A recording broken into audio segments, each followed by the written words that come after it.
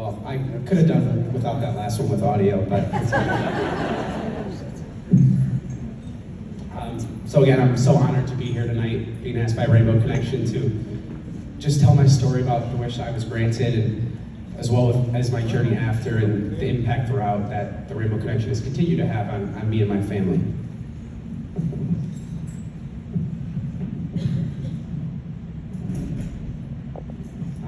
So yeah, I'm just going to jump right in actually. So my wish was granted about 16 years ago now, when I was 7 years old. And up to that point in my life, I had been diagnosed with a congenital heart defect at birth, and it led me to have 5 open heart surgeries by the time I was 5. And then about 2 years after that, at age 7, the doctors told me that my heart was in failure and my only chance at survival was a heart transplant. Throughout these first 7 or so years of my life, I also met multiple moments where, medically speaking, I probably shouldn't have even survived, and including the news we got that day when doctors not only told me I needed a heart transplant, but that the odds of me getting one were probably less than 2% because a match for my case was just so difficult and so complex. But still, against these massive odds, after about a year on the list, I was blessed with my second chance and my gift of life, a new heart. Not only a match, but again, what doctors said was an improbable and near perfect match.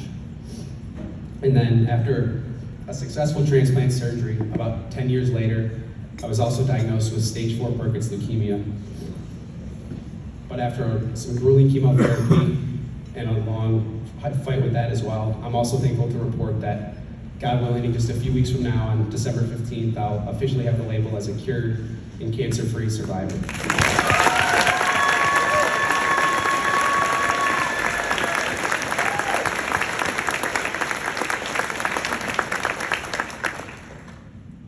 But it's because of this resume and overcoming these trials and tribulations throughout my life that I believe I've gotten quite a bit of misplaced credit.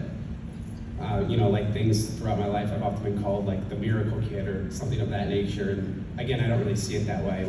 What I see instead are finite problems that an infinite God, by His grace, took care of and is certainly nowhere near any of my doing whatsoever. These problems, which seem insurmountable to me and you, to an infinite God are no different for Him to handle than any other finite problem that any one of us faces on a day-to-day basis. He's in control of my heartbeat just as much as He's in control of yours. And every breath that we all take is equally as miraculous. And so I believe that we should all be as equally grateful. Sure, my journey definitely has been an extraordinary one. I won't excuse that. And it definitely hasn't always been easy. It still definitely comes with the pain and the fear and frustration. And it still fills me with anxiety, even to this day.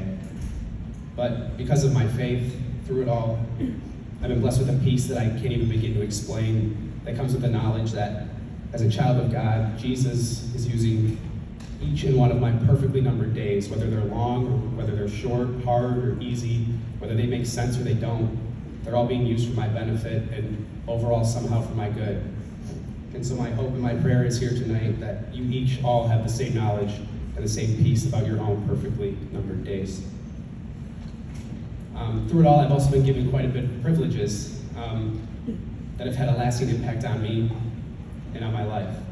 And 2 of those significant privileges are courtesy of Rainbow Connection.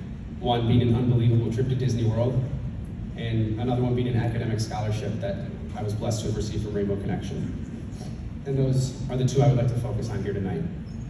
So, flashing back now again, 16 years ago, just being told that I need a transplant, a heart transplant, and not only that, but as soon as I'm put on the transplant list, I'm not allowed to travel. So Rainbow Connection obviously gets word of this, and what else do they do but come up with a full-blown trip to Disney World within 3 days for me and my family. And we take the trip, and I get back just in time to be placed on the transplant list. And if you couldn't tell, that was kind of exciting for me to hear it, but just like that, within a week, I found myself in a limo with my family on our way to Disney World. We arrived in Orlando, and the Disney experience was just so amazing.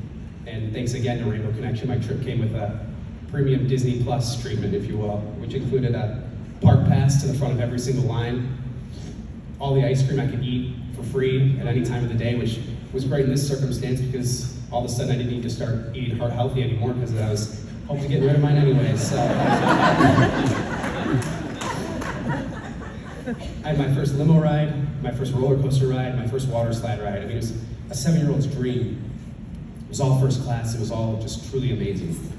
So, due to my health issues, my family and I decided it's probably best our first day at the park to just kind of start out slow.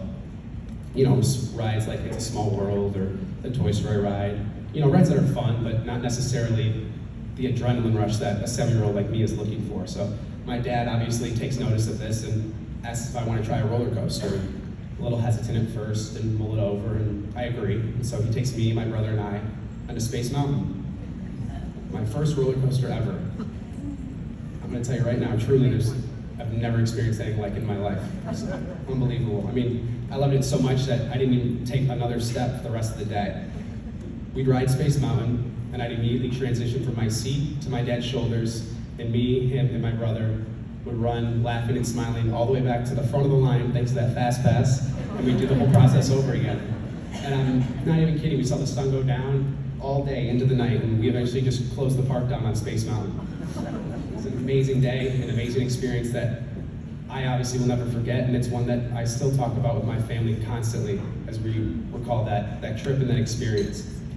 But what we also call back on anytime we bring this story up is that it wasn't until after our final ride of the day on Space Mountain that my dad and I noticed some irony in the Space Mountain signs that were gathered around the ride, which read, "Please do not ride this ride if you have a heart condition." Oh well.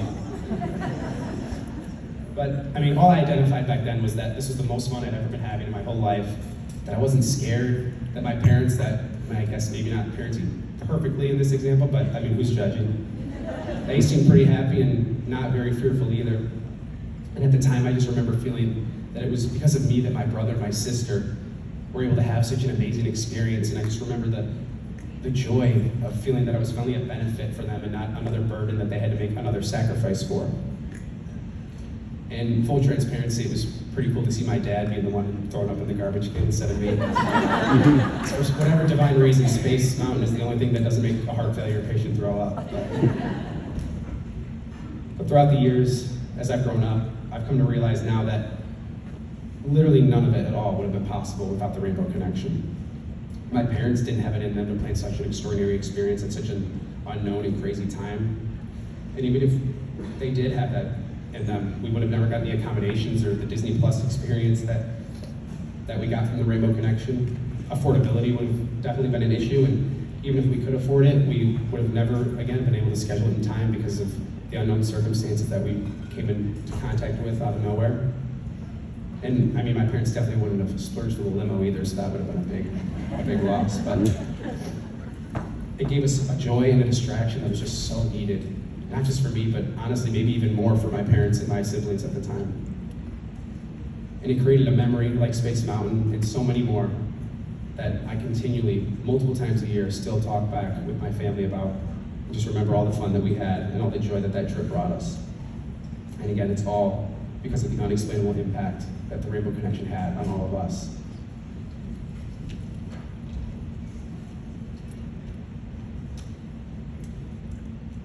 So in closing, I want to say that it was because of privileges, love, and experiences like these, certainly from the Rainbow Connection, but also from so many doctors and nurses, and obviously my family as well, that inspired me to want to give back, and give back everything that I had received throughout my journey, and is ultimately what led to my decision to want to become a nurse. And so in May, I will be graduating from Michigan State University as a registered nurse.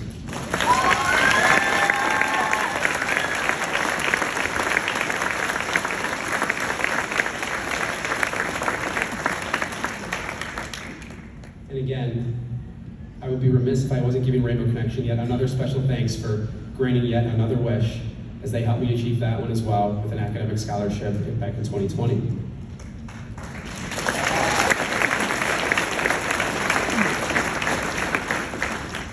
So Rainbow Connection, from the bottom of my heart, thank you. Thank you for everything you do, for giving these kids and these families just the ability to enjoy life and cherish the moment in the middle of their darkest and most unknown times, and for letting us create memories that will last us a lifetime. I mean, you guys make a difference in our lives in more ways than you will ever know. And I'm forever grateful for it. So thank you, and God bless.